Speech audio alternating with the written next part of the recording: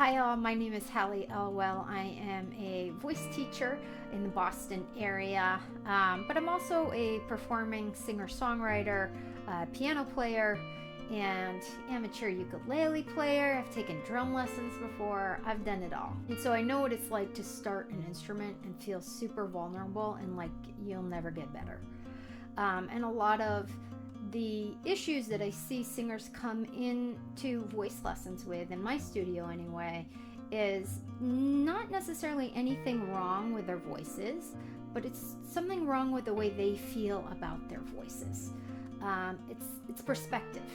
And the problem with the voice is we don't have buttons to press, right? Our voice is us. And we can't help but have it be completely connected to our thinking mind. Right? So it's really easy to overthink when we're singing and have that processing really get in our way of progress. And so I wanted to address that today and tell you just a little story about what happened to me when I decided to address some huge issues I was having with piano. So I have known I wanted to sing since I was a baby. I just sang all the time. My mind just works in music.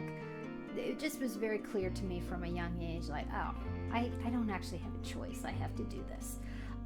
Piano was not that way for me. So I started at 12, and I really wasn't that interested in piano. My mom made me do it, but I really liked my piano teacher. And she got me serious into jazz, and she got me just to be a little more serious about what it might look like to be a working musician. And for her, I'll be forever grateful. My mom, thought she was giving me tough love by telling me that I didn't practice enough. She didn't want to go to my concerts because I didn't practice and I was going to embarrass myself. I know she was trying to get me to practice, but my young heart and mind interpreted that as, I'm really bad. Why practice? What's the point, And that was because I just didn't know how to practice. I didn't know what practice was. I didn't know what I didn't know. I'm going to say that again. I didn't know what I didn't know.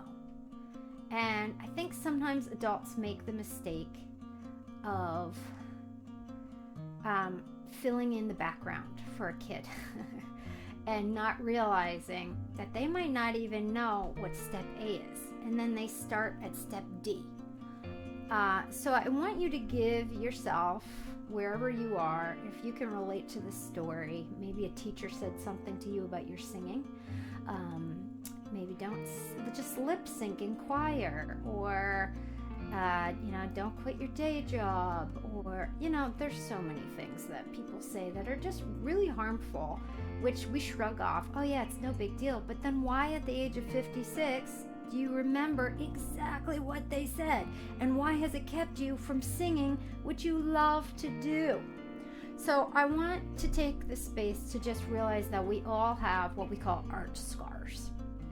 And we also all have imposter syndrome, which is, why am I even doing this? I'm not qualified to do this. Why?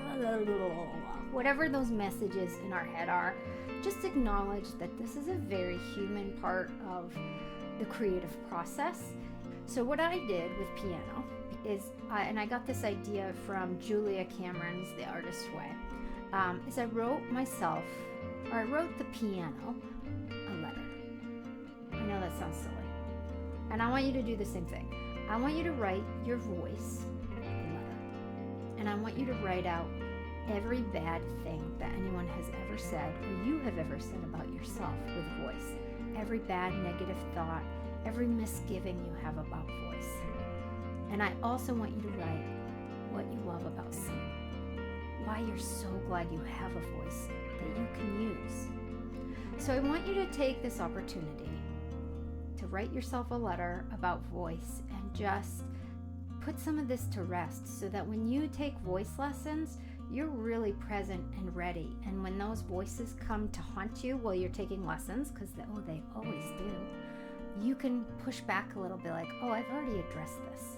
I know these voices and I'm shutting them down. I hope you get something out of this.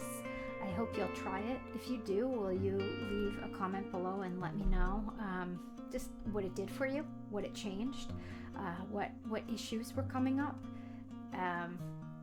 And I hope you'll pursue voice lessons because you deserve it. If you have a dream to be singing in your community choir, your church choir, or be to perform in a band, or to audition for that solo that you never seem to go to for, do it. These are goals that are achievable and you deserve. Okay, bye.